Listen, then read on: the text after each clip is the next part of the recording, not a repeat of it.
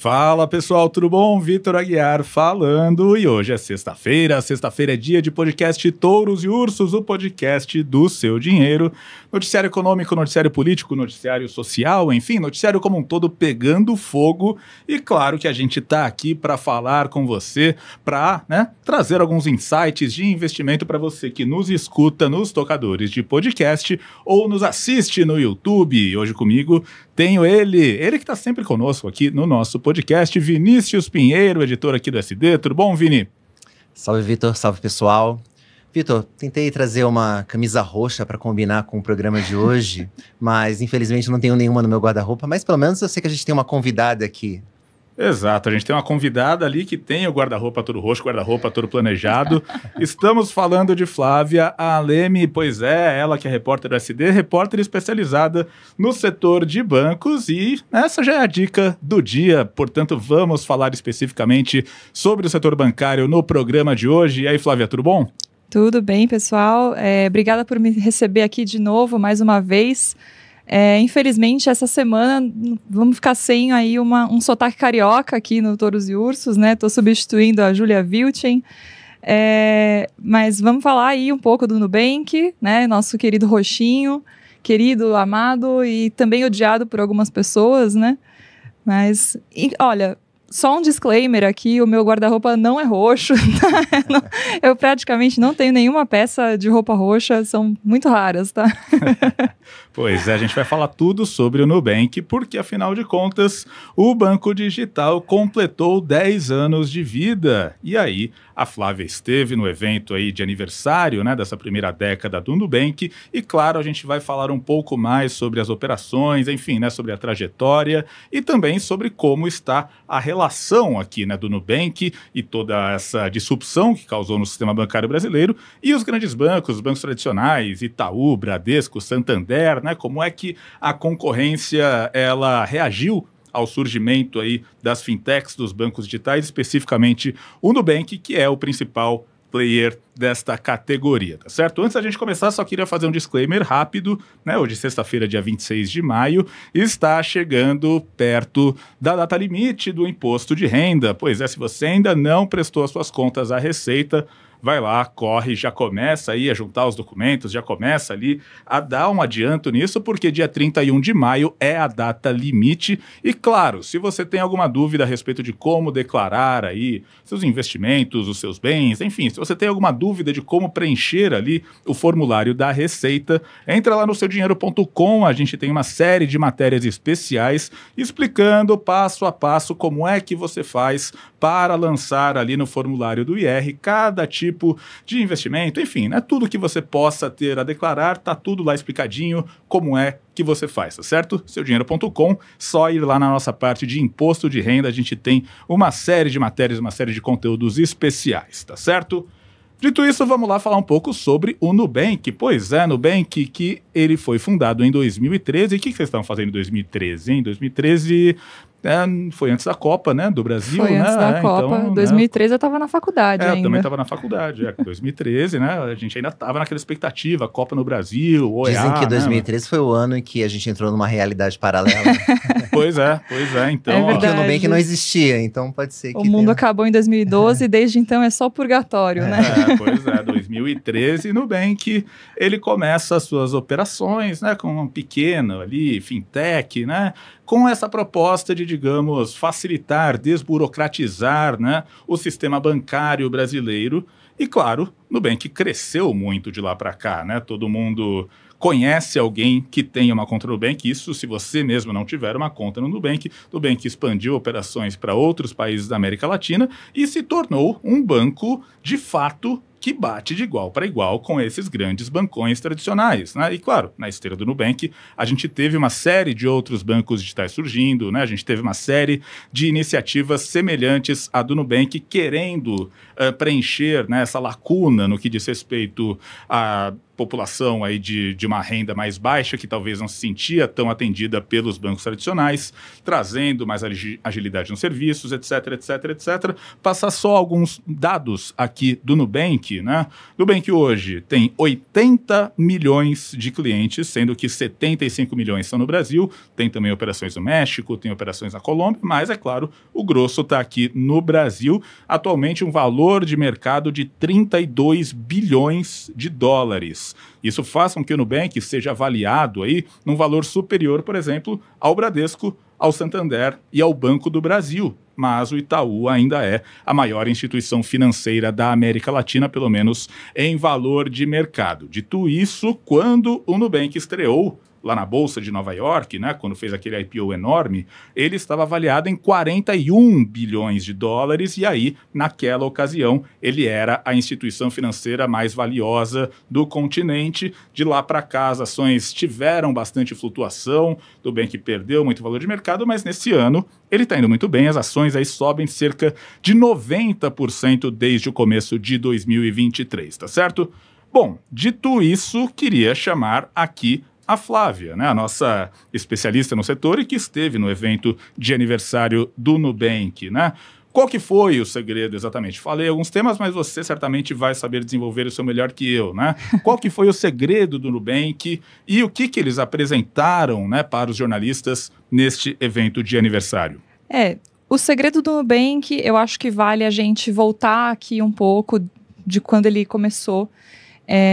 Ele começou oferecendo um cartão de crédito sem cobrança de anuidade e só conseguia virar cliente quem recebesse um convite, né? Vocês lembram dessa época? Me lembra um pouco o Orkut. Né? Que você só conseguia se cadastrar se alguém te convidasse, né?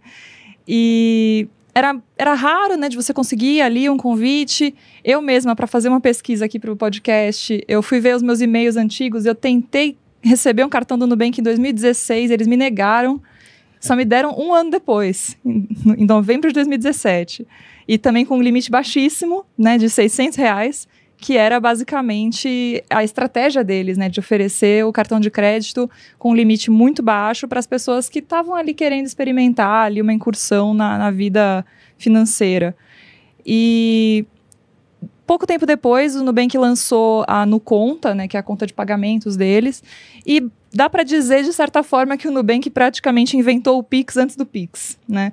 Porque você podia fazer transferências bancárias para outros bancos sem cobrança de nenhuma tarifa, né? Isso lá em 2017. E é meio que tudo isso de uma maneira digitalizada, né? Sem você ter que fazer o cliente entrar numa fila de banco, ficar esperando, passar naquela porta giratória que você tem que deixar praticamente suas roupas lá dentro, né? Porque ela toda hora apita. E... A gente está falando de coisas que parecem triviais hoje, mas que na época um banco não cobrar tarifa era algo absurdo. Exatamente. E assim, o Nubank começou e ele foi crescendo muito rapidamente.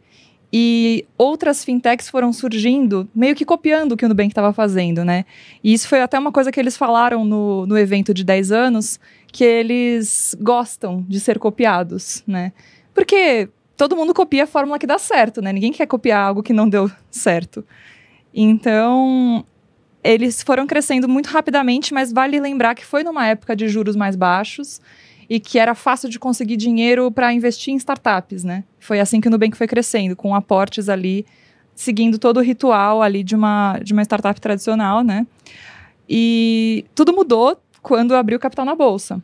Em dezembro de 2021, o Nubank abriu capital na Bolsa de Nova York, não abriu aqui na B3. E, bom, passou a enfrentar ali todas as dificuldades, todas as dores que as empresas de capital aberto enfrentam, né? Que é todo mundo bisbilhotando o que você está fazendo dentro da sua empresa. E no ano passado, assim, primeiro ano ali, aprendendo como que é o mercado de capitais e tudo, o Nubank já teve que lidar com algumas polêmicas. Por exemplo, a maneira de calcular a inadimplência, que eles mudaram ali no meio do jogo andando, né? Trocou ali um cálculo.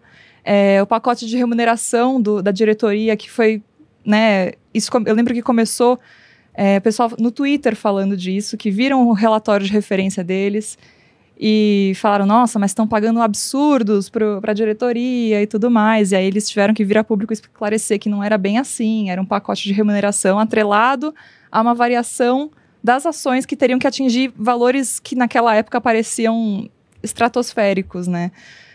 Considerando que naquela época a ação estava valendo cerca de $4 e ela estreou na NYSE valendo 9, as metas que as ações tinham que atingir para que o Vélez e toda a companhia ali recebesse aquela remuneração era coisa de $30, $50, então um pouco irreal, né? Então o Nubank teve que vir a público esclarecer isso e teve que lidar ali com o mau humor dos acionistas, né? A cobrança dos acionistas por resultados. E ali no terceiro trimestre do ano passado, o Nubank finalmente conseguiu atingir o lucro contábil ali da holding e deixar para trás aí esses questionamentos em relação às operações. E agora, com esses 10 anos de vida, eles querem mudar um pouco ali o público que eles estão atingindo. Como a gente falou no começo, o Nubank atingia muito as classes mais baixas e agora ele quer dar uma mudada nesse mix e atingir mais a alta renda. Isso é uma estratégia que vários outros bancos têm feito ao redor do mundo, né? Porque o cliente de alta renda, basicamente, é o cliente que ganha mais dinheiro e que vai trazer mais dinheiro para o banco, né? E o Nubank também está tentando mudar ali um pouco a linguagem, mostrar um pouco de amadurecimento, porque o Nubank ganhou muito espaço com o público mais jovem, com aquela linguagem mais próxima ali do pessoal mais novo, oferecendo produtos também de baixo valor ali para o pessoal, e agora eles querem amadurecer a linguagem, vão estrear uma propaganda no Jornal Nacional, dia 1º de junho. Então, Jornal Nacional, lembrando que é o horário comercial mais caro do Brasil, né? Coisa de quem quer parecer gente grande mesmo. Exato, exato. Com 10 anos já está na hora ali de ser tratado também, né, como gente grande. Não, eu acho que, né, aos poucos o Nubank ele começa a se afastar daquela imagem de, não, o roxinho, não, como somos diferentes, como somos irreverentes, meu Deus, tá, não somos um bancão e tal, e ele começa a se assumir como um banco de grande porte, né, me parece que ele sai, então, dessa fase mais da adolescência e entra, a partir de agora, nessa fase adulta, né, e, enfim, muita gente diz que, ok, né, o Nubank, ele se afastou, né, do que seria a estratégia, né, lá atrás, principalmente o pessoal conseguia ali cartão, limite um pouco maior do que conseguiria num banco tradicional, mas, né, dá para ver que, de fato, a estratégia dele tem mudado nesse sentido e que tem uma preocupação muito grande, né, quando a gente olha os balanços ali, com essa questão, né, de como se tornar mais rentável, de como se aproximar, entre aspas, do que seria uma estratégia de um banco, de uma instituição financeira tradicional, né? E queria também falar aqui com o Vini, né? Porque, é claro, o Nubank chega com esse caminhão de novidades, né?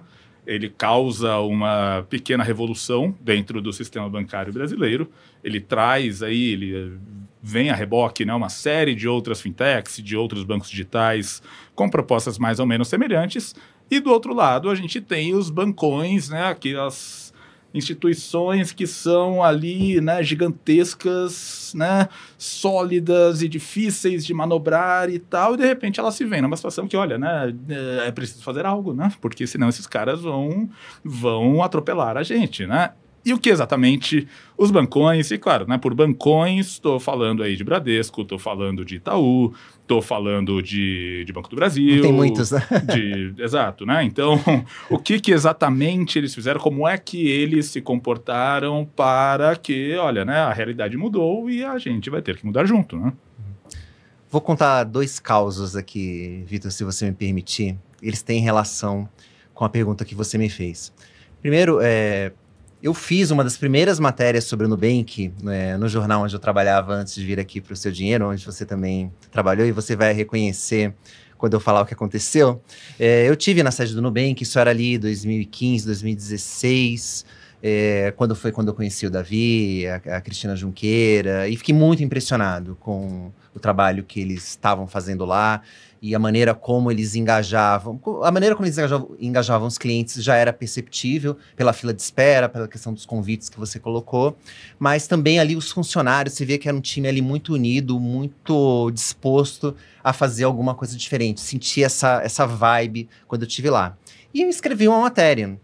E quando eu passei a matéria para ser publicada, os editores do jornal não queriam publicar. Porque eles falaram, que banco é esse? Ninguém conhecia o Nubank lá, e quando eu falei que o Vitor ia reconhecer essa história, porque tem um pouco dessa característica lá, enfim, a galera, os mais velhos do jornal não conheciam, não sabiam o que era o Nubank, e até meio que desconfiavam de onde se tirou esse banco.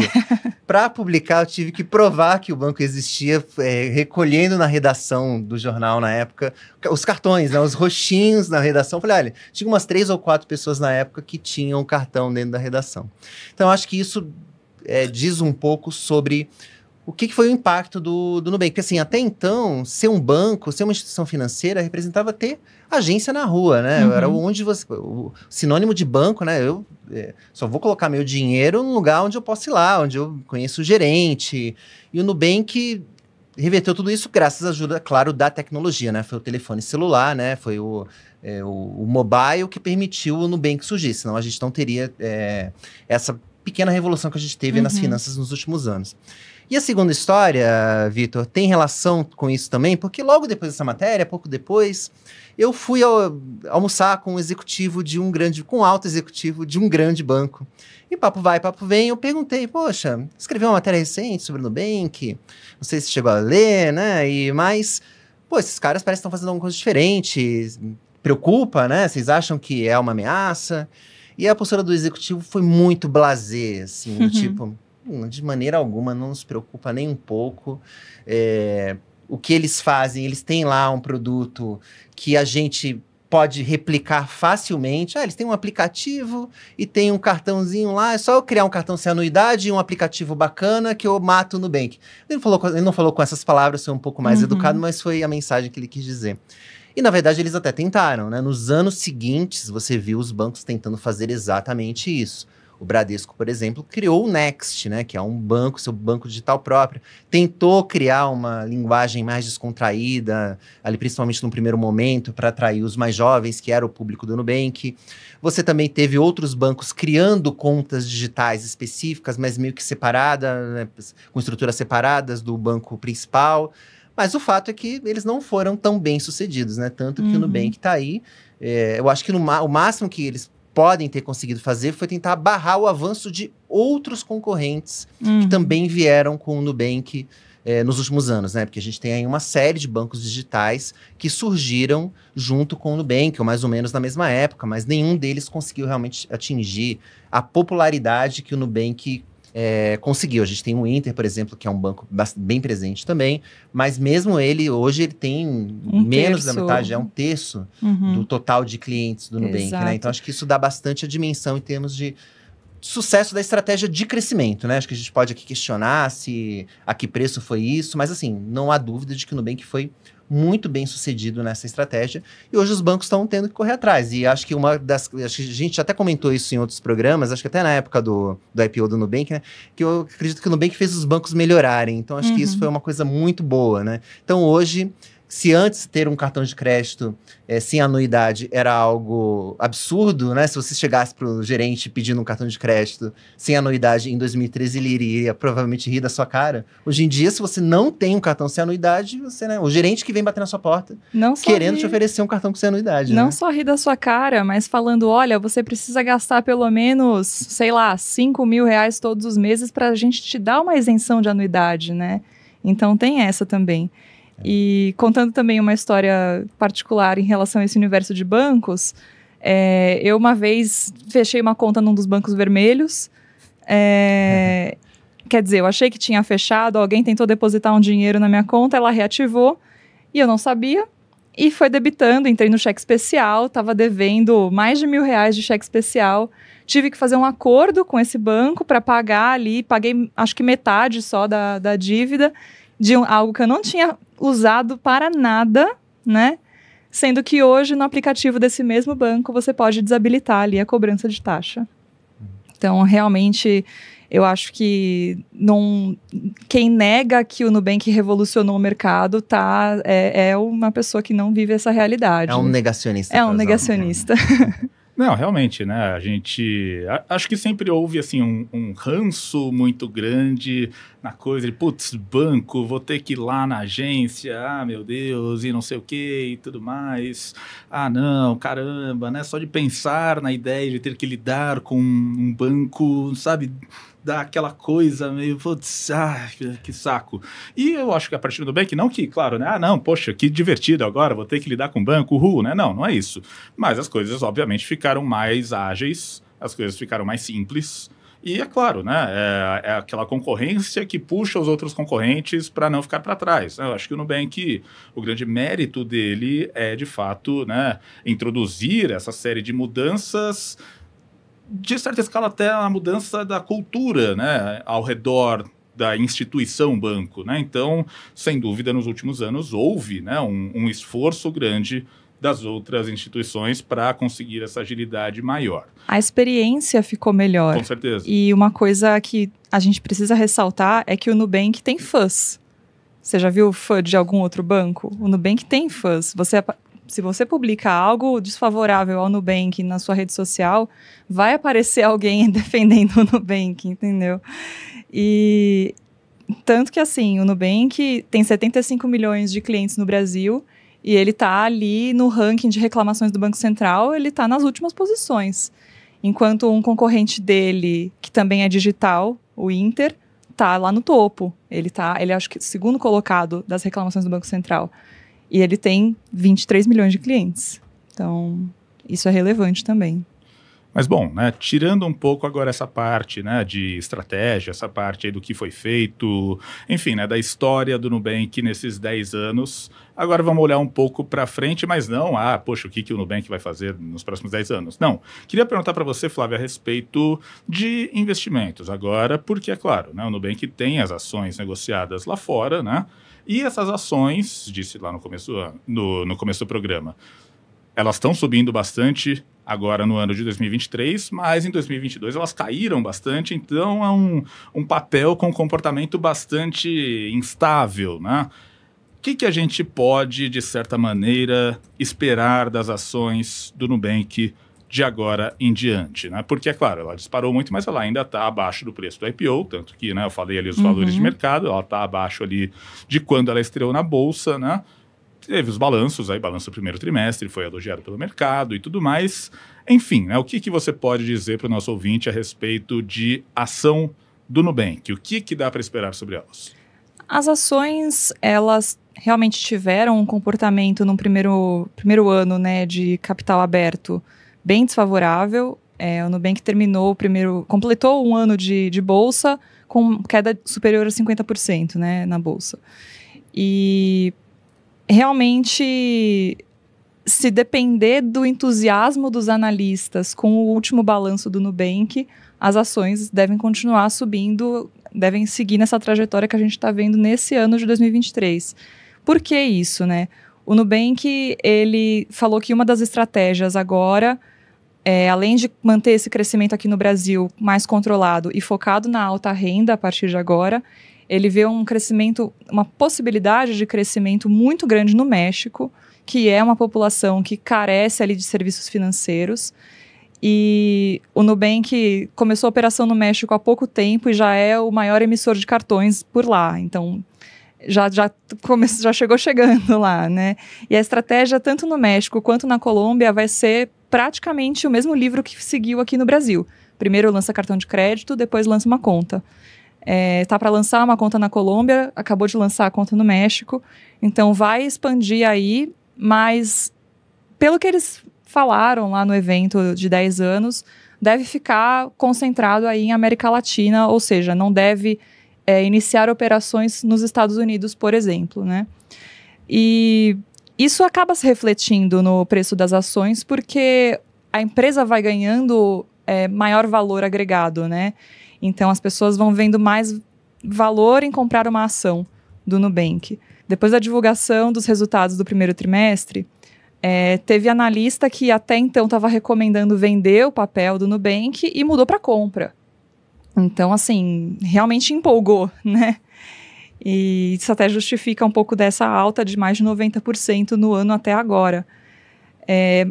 Mas, como você falou, ainda está bem longe do preço de estreia, o que leva, por outro lado, alguns analistas a reforçarem a tese de que, olha, tem espaço para subir ainda mais, tem espaço para superar o preço de $9 que ele estreou no IPO.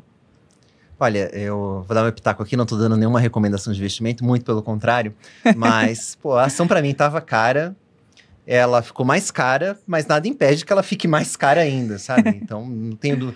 E o que eu acho que o Nubank tá fazendo, e tem que aqui tirar o chapéu, é que tudo que o Nubank se compromete a fazer, né? Parece que todos os passos da estratégia dão certo, né? Raramente você viu nesses 10 anos o Nubank iniciar um projeto e voltar a falar, nossa, não deu certo, vamos ter que descontinuar, para usar aqui o termo bonito para dizer que, olha, deu ruim. Cortou.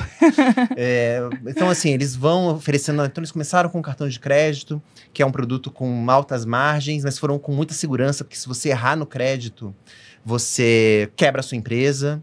Então, eles passaram nesse primeiro teste, ofereceram a conta, foi bem sucedida.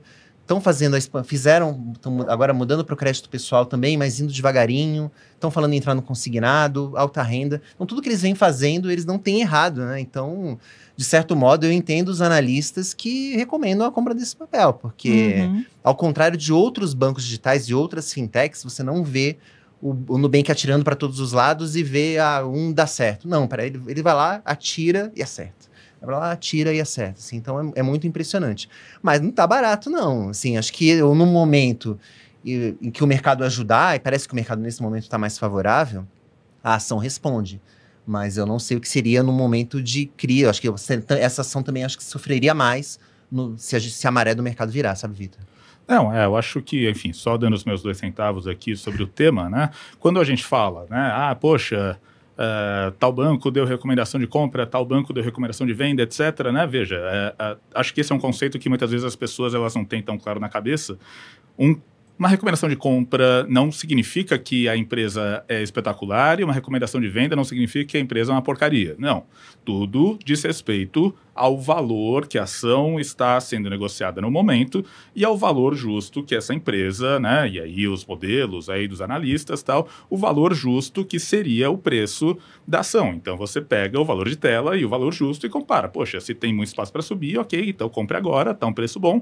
Se, veja bem, não está com tanto upside assim, aí é neutro ou é venda, ou enfim, né, essa é a lógica. Então quando a gente fala sobre o Nubank, eu acho que a grande questão e a grande dificuldade é saber precisar qual é o valor justo do Nubank, porque quando a gente dá o dado de valor de mercado, né, Nubank está sendo avaliado em 32 bilhões de dólares ali na Bolsa dos Estados Unidos, o que é mais que o Bradesco, é mais que o Santander, é mais que o Banco do Brasil, só não é mais que o Itaú.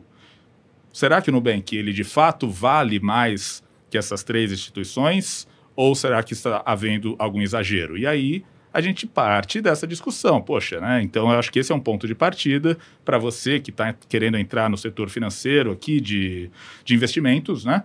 Será que de fato esse é um valor justo ou não? Né? Será que de fato tem todo esse potencial ou não? E, claro, para embasar a sua decisão, tem os relatórios de analistas, tem as discussões todas, tem todos aí os balanços de todas as instituições abertas, então dá, sim, para, de alguma maneira, você, né, não ficar completamente sem chão nessa discussão, né? Dá para você, sim, embasar um pouco a sua decisão, e isso é importante. Importante é sempre tomar decisões embasadas, pensadas e bem discutidas. É aí que entra a subjetividade do valuation, né? Porque quem vai projetar ali vai pegar aquele fluxo de caixa, projetar um futuro que pode acontecer ou não. E aí ele vai dar o preço justo que ele acha daquela ação e vamos ver o que acontece, quase um exercício de futurologia. No caso do Nubank, tudo tem que dar muito certo, mas até agora tudo tá dando deu, né? certo, então faz sentido. Pois é. Bom, Dito isso, a gente vai agora para a segunda parte do nosso programa, a parte dos touros e dos ursos. Antes, só um recado rápido para você que está nos escutando no podcast, no Spotify, está escutando no Apple Podcasts, no Deezer, ou seja lá qual for o seu tocador de preferência. Siga o seu dinheiro, porque toda sexta-feira tem episódio novo do Touros e Ursos, então já sabe, chega sexta-feira. Se você está seguindo o SD no seu tocador de preferência, você vai receber a notificação, olha só, episódio novo, e aí é só dar play e escutar, né, o capítulo de cada semana. E para você que está nos assistindo no YouTube, você que está aí nos assistindo no YouTube, vamos lá, já clica aí, já segue o seu dinheiro no canal, dá um joinha aqui, um like no nosso vídeo, clica no sininho, enfim, aquele pacote completo, porque no YouTube a gente tem uma série de conteúdos exclusivos em vídeo, análises, enfim, informações, a gente tem tudo ali muito atualizado para te dar embasamento para as melhores decisões financeiras. E claro, siga o Seu Dinheiro nas demais redes sociais e entre em seudinheiro.com com o nosso conteúdo diário de notícias econômicas, financeiras, enfim, tudo que vai te ajudar a tomar as melhores decisões para a sua carteira, ok? Vamos lá então, vamos falar sobre touros e ursos, vamos falar sobre quem foi bem e quem não foi tão bem assim nos últimos dias. Pois é, vamos inverter um pouco a ordem aqui, vamos começar com quem foi mal e aí a gente termina numa nota mais positiva o programa. Vai, claro, né? Todo mundo gosta mais de dar pau em quem não tá indo bem, mas vamos começar com quem não tá indo tão legal assim. Vamos começar por você, Flávia. Você que, né, nossa convidada, não é a primeira vez a Flávia aqui no nosso podcast, mas enfim, né? Flávia, quem que é o seu urso dessa semana? Eu vou acabar fazendo uma escolha um pouco mais política do que financeira, mas o meu urso da semana vai para o presidente Lula, por conta do embate com o IBAMA sobre a autorização para a Petrobras explorar a foz do Rio Amazonas, né? O IBAMA é o nosso principal guardião do meio ambiente e deu um parecer técnico negando a licença para a Petrobras explorar petróleo na região.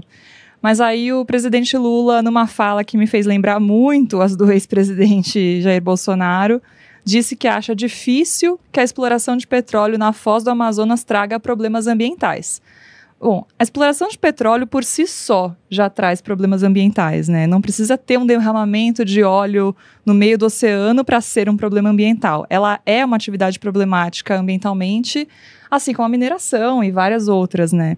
E eu não estou aqui sendo idealista ou hipócrita dizendo que precisa acabar com a exploração de petróleo, mas precisa explorar na foz do maior rio em volume de água do mundo, que corta a maior e mais importante floresta tropical do mundo? Acho que não precisa, né? E no caso, o IBAMA ainda deu um parecer negativo. Poderia até dar um parecer positivo, né? A gente falou aqui, tanto nos últimos anos, de ciência, de respeitar os técnicos. E, bom, os técnicos disseram que deram um parecer negativo. Então, você tem que seguir os trâmites ali. A Petrobras disse que vai recorrer da decisão, vai apresentar um novo pedido e ele vai ser analisado novamente. É assim que tem que seguir. Não tem que ser uma decisão do presidente dizendo que olha lá, explora lá que eu garanto. Eu acho que não vai dar problema. Não, tanto faz o que você acha, né? O que Exatamente. Importa né, o que dizem os estudos ali e tal, e a decisão tem que ser tomada com base nisso, não no que um ou outro acha no caráter pessoal. Bom, Vini, passar para você então, vamos lá. Seu urso desta semana, por favor. Só antes de dizer o meu urso da semana, eu quero só deixar registrado aqui que minhas análises econômicas podem não ser tão precisas, mas as de esportes são muito boas. Inclusive, eu falei aqui em alguns programas que o Arsenal iria entregar esse título do campeonato inglês e, como previsto, como antecipou, o seu dinheiro perdeu. Vergonhoso. Tinha muitos pontos à frente, enfim, pareceu o meu São Paulo ali do Fernando Diniz também, mas enfim, melhor a gente esquecer essas lembranças, esquecer esses momentos tristes. Mas vamos lá, vamos falar de urso. Meu urso da semana vai para a Vale. Uma das grandes promessas para 2023 da mineradora, as ações da mineradora, né? Até o momento, pelo menos, essa promessa não se concretizou. As ações da empresa acumulam uma alta de quase 25% na B3, né? Desde o primeiro pregão do ano até aqui. E além de, como se não fosse pouco, a empresa ainda registrou um mega corte de dividendos referentes ao resultado do primeiro trimestre. Um levantamento da gestora Janus Henderson mostra que a Vale foi a empresa que registrou o maior corte de dividendos do planeta no primeiro trimestre. Então, quer dizer, uma dupla notícia negativa para quem é acionista da Vale, tanto com relação à cotação das ações, como em relação aos dividendos. E por que as ações da Vale caíram? Basicamente, né, pelo mesmo motivo que elas sobem, que é a China, né? Toda vez que alguém quer saber alguma coisa sobre Vale, tem que olhar para o outro lado do mundo. Houve uma frustração com a reabertura chinesa. 9 em cada 10 analistas acreditavam que a economia chinesa iria despontar nesse começo de ano por conta da reabertura, né? Lembrando que foi a última dos grandes países que reabriram depois da pandemia da Covid-19. Então havia uma expectativa de que haveria uma demanda reprimida e isso levaria a um aumento na demanda por produtos e, por consequência, por commodities também, como o minério de ferro, mas isso acabou não acontecendo. Não só não aconteceu, como as cotações do minério registraram uma forte queda nos últimos meses, e isso acaba afetando, é claro, tem uma correlação direta com as ações da Vale. Mas olhando para frente, parece, né, tudo indica, e o que os analistas também dizem, eles podem estar errados de novo, mas o que eles dizem é que parece que o pior ficou para trás, tem algumas coisas boas para acontecer com a Vale, inclusive a prometida venda da participação ali da área de metais básicos. Mas enfim, enquanto isso não acontece, fica aqui o meu prêmio de urso da semana para Vale. E você, Vitor? Meu urso da semana, eu provavelmente já elegi essa empresa como urso da semana em ocasiões passadas, porque, enfim, né, foram muitas as ocasiões em que coisas problemáticas aconteceram com essa empresa. Estou falando da CVC. E eu gosto de falar da CVC porque é uma empresa que todo mundo conhece, todo mundo sabe mais ou menos o que faz, então é uma coisa próxima, né? Muitas vezes as empresas da Bolsa, elas são meio etéreas, assim, né? O que será que faz a companhia XYZ?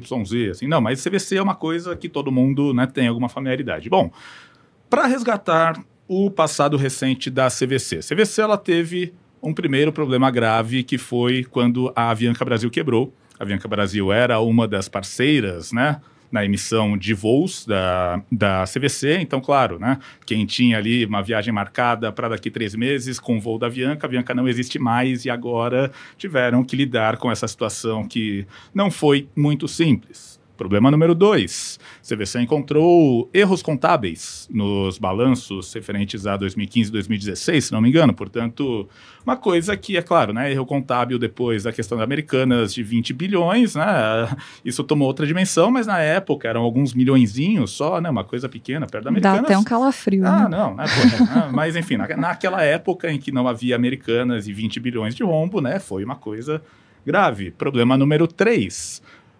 Ocorreu uma coisa, não sei se vocês lembram, pandemia de coronavírus, né? Aconteceu isso. Sério? Faz um tempo aí. Lembro não. E aí não dava para, né, viajar, não dava para tirar férias, né? Então, como é que a CVC funciona se você não pode sair da sua casa, né? Problema número 4, perdeu o CEO. Mas aí ela teve um alívio, porque chegou um CEO novo, Leonel Andrade Smiles, né, um executivo muito respeitado nesse setor, né, ele levantou bastante a Smiles, quando a Smiles tinha, né, capital aberto na Bolsa, numa fase muito, muito boa de crescimento, era ele quem estava à frente, o pessoal ficou animado, não, tal, e aí, poxa, a pandemia está melhorando, vai abrir, não, as coisas vão funcionar, só que aí tudo foi começando a dar errado novamente. Endividamento da CVC sempre muito grande e tudo mais, e aí um peso e sempre fazendo novas emissões de ações para captar dinheiro e tal. Chegamos finalmente ao presente, que é a CVC não tem mais CEO novamente. Leonel Andrade renunciou ao cargo um mês depois que o CFO da CVC também já tinha renunciado ao cargo. Semana passada, uma conselheira da CVC já tinha renunciado ao cargo, portanto, todo mundo está saindo da CVC. Isso no meio de uma operação de reestruturação de dívida, em que a própria CVC já se comprometeu a realizar mais uma oferta de ações, porque ela precisa de dinheiro para pagar dívidas. E aí, em meio a tudo isso, primeiro, né, ontem, no caso, quarta-feira, né, as ações da CVC já tinham desabado, aí muito desabado, aí 7%, 8%. Na quinta-feira, logo depois que a notícia foi revelada ao mercado, as ações estão caindo mais, estão perto das mínimas históricas, ali na casa dos R$ 2,70. E o Bank of America, ele já cortou o preço-alvo para as ações da CVC, já colocando ali na casa de R$ 1,60. Portanto, caiu pra caramba, mas ainda vai cair mais na opinião do Bank of America. Então, é uma empresa que ela continua operando e ela vai, de alguma maneira, conseguindo, aos trancos e barrancos, negociar dívidas e continuar operacional, mas, assim, é uma empresa que, nos últimos 3, 4 anos, teve problemas um atrás do outro e parece que uma fase não acaba nunca. E a gente teve, então, mais essa notícia agora, com a saída do Leonel Andrade por razões não reveladas, mas o fato é que a CVC está sem CEO neste momento. Razões não reveladas, porém presumidas. Né? Quando não tem razões reveladas, você deixa espaço aberto para que cada um, né, enfim, né, que tire as suas próprias conclusões. Mas, bom, vamos então falar para a parte boa, para a parte dos touros desta semana, novamente, começando pela Flávia. Flávia, quem que é o seu touro dessa semana? Bom, seguindo a minha linha de falar um pouquinho de política, né, o meu touro dessa semana é o ministro da Fazenda, Fernando Haddad, que conseguiu o grande feito, né, de costurar um projeto ali do novo arcabouço fiscal, de uma maneira que a Câmara aprovou o texto base por 372 votos a 108. Foi uma vitória extraordinária, né? E mais do que isso, os destaques que queriam alterar algumas das regras também foram todos rejeitados, né? Então foi algo bastante importante. E a atuação do Haddad tem sido elogiada por todos os atores que importam ali nessas negociações, o que é algo, né, bem difícil. E vale ressaltar que essa aprovação não teria sido possível sem que houvesse ali um laço com o presidente da Câmara, Arthur Lira, né? Tanto o Lira quanto o Haddad têm trocado elogios públicos um ao outro, né? O que mostra que o petista conseguiu convencer o todo-poderoso Arthur Lira, né? Mas esse convencimento não saiu de graça, né? Também a gente precisa ressaltar isso.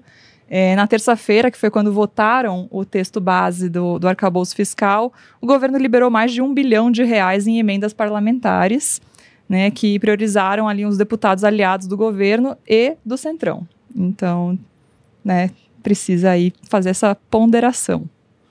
Tudo tem um contraponto, não é mesmo? Uhum. Bom, Vini, seu touro da semana, por favor. Meu touro da semana vai para NVIDIA. Para quem não conhece a NVIDIA, ela é uma fabricante de processadores, placas de vídeo para computador, empresa norte-americana, com laços em Taiwan. O fundador e principal acionista vem de lá. Por que eu estou escolhendo uma empresa americana de processadores e placas de vídeo? Bom, as ações da empresa dispararam cerca de 30% nessa quinta-feira, vem disparando depois que a empresa reportou uma receita bem acima do esperado e já anunciou que o faturamento deve chegar na casa dos 11 bilhões de dólares só nesse segundo trimestre. Bom, mas o que está fazendo todo mundo ir atrás de placa de vídeo e processador? Bom, é um negócio chamado ChatGPT, não sei se vocês já ouviram falar. Sempre ele. A inteligência artificial, ela demanda processadores de última geração para fazer aqueles textos meio embolados, mas até com uma certa coerência interna do ChatGPT, você precisa de muita capacidade de processamento. Então, as Big Techs, todas as empresas, a OpenAI, que é a empresa que está por trás do ChatGPT, elas precisam ir atrás de equipamento, né, para poder processar todas essas informações. Bom, o ChatGPT ele pega toda a informação que existe na internet, no mundo, em todos os tempos, para te entregar um texto, né, uma resposta para um comando que você digita ali de uma linha. Então, para ele fazer isso e escrever isso com o que a gente chama de inteligência, ele demanda muita capacidade de processamento. E quem é que, para isso acontecer, precisa-se de chips e processadores que são, por acaso, fornecidos pela NVIDIA. Ela se especializou, né, nesse tipo de periférico, né, para os computadores, um pouco por competência, um pouco por sorte. Por que eu digo que é um pouco de sorte? Porque a NVIDIA estava no mundo dos games. Ela tinha especialização ali em placas de vídeo para videogames. Então, quando um gamer precisava jogar um jogo que precisava de uma capacidade gráfica maior, ele tinha que instalar uma placa de vídeo com uma capacidade mais aprimorada, e essa placa era fabricada pela NVIDIA. Posteriormente, a NVIDIA acabou se dando bem, porque essas placas de vídeo foram usadas para mineração de criptomoedas. Então, na época do boom do Bitcoin, em 2021, as ações da NVIDIA também dispararam, depois elas recuaram também junto com as cotações das criptomoedas, mas agora ela está surfando uma nova onda, né? Assim, essa capacidade de surfar diferentes ondas é impressionante. E com isso a NVIDIA está cada vez mais perto de chegar ao clube do $1 trilhão, né? Então ela pode se juntar aí a pouquíssimas empresas no planeta, como Apple, a Alphabet, que é a dona do Google, e Microsoft, como uma empresa que vale mais de $1 trilhão. Bom, acho que por conta de tudo isso, acho que está merecido o prêmio de touro da semana aqui para a NVIDIA. Boa escolha. Não, e é uma coisa, eu acho bem curioso, né? Porque as Big Techs, né? Quando a gente pensa em Microsoft, pensa em Google, pensa em Apple, de certa maneira, mas enfim, né? Todas essas empresas, é claro, elas têm ali a tecnologia, né? Assim como a NVIDIA, mas elas também atuam ali numa fronteira de computação em nuvem, enfim, né? Elas têm toda essa parte que não é, digamos, algo físico, né? A NVIDIA não, a NVIDIA ela é uma empresa muito simples de entender, porque o negócio dela ela faz chips, faz processadores, está aqui na minha mão, ó, isso aqui, a NVIDIA faz isso, né?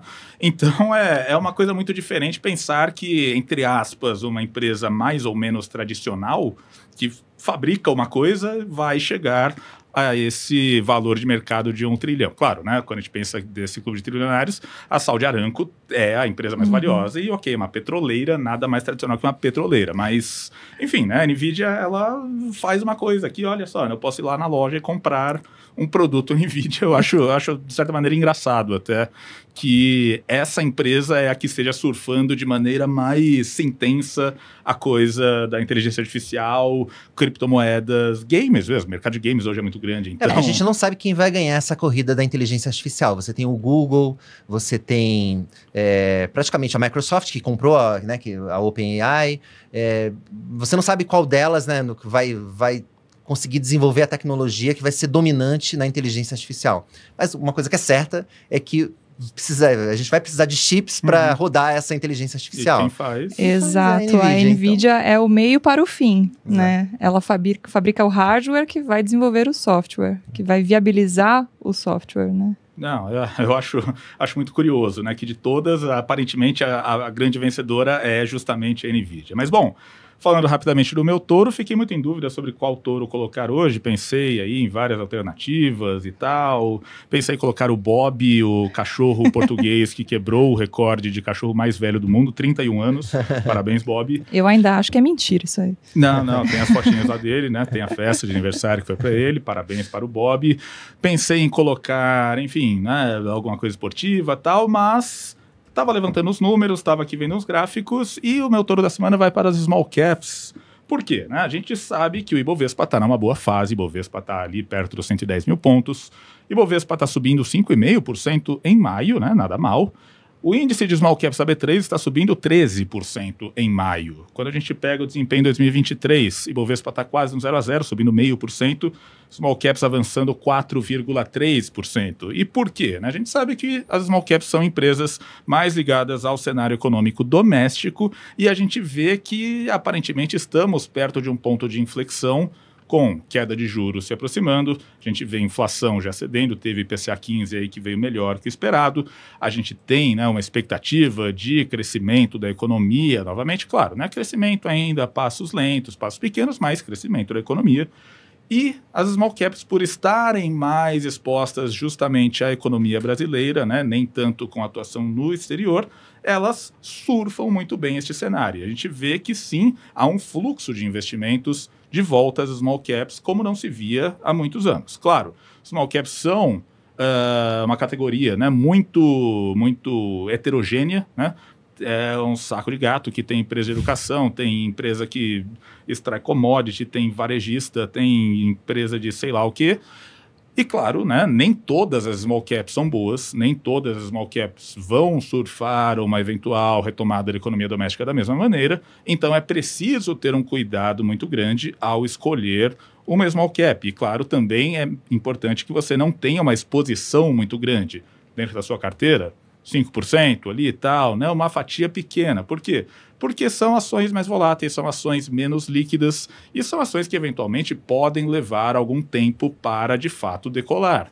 Mas, se você tem disponibilidade de recursos e se você consegue analisar um pouco mais na lupa essas ações de empresas menores, pode ser que você encontre, sim, ações com um desconto muito grande, com preço muito interessante e que podem, sim, estar no início de um ciclo mais virtuoso. Portanto, pelo menos analisando o índice de small caps, este, sim, parece ser um momento mais favorável para essas empresas na bolsa. Uma fezinha no Small 11 ali, acho que... Sim, claro. Né? Se você também não tiver tempo, né, para ficar analisando empresa por empresa, Small 11, você tem o ETF que replica o índice da B3, tá certo? Bom, dito isso, a gente chega à reta final aqui do nosso programa. Me despedir dos meus colegas desta sexta-feira. Vini, muito obrigado por mais uma participação aqui no Touros e Ursos. Valeu, pessoal. Até a próxima. Valeu, Flávia. Obrigada, pessoal. Obrigada pelo convite. Espero participar mais vezes. É isso aí, Flávia. Vai vir mais aqui no nosso programa também. E eu também me despeço por hoje, pessoal. Muito obrigado pela audiência. Você que nos escuta, você que nos assiste. E semana que vem a gente está de volta com mais um podcast Touros e Ursos, o podcast do seu dinheiro, tá certo? Um abraço e até a próxima.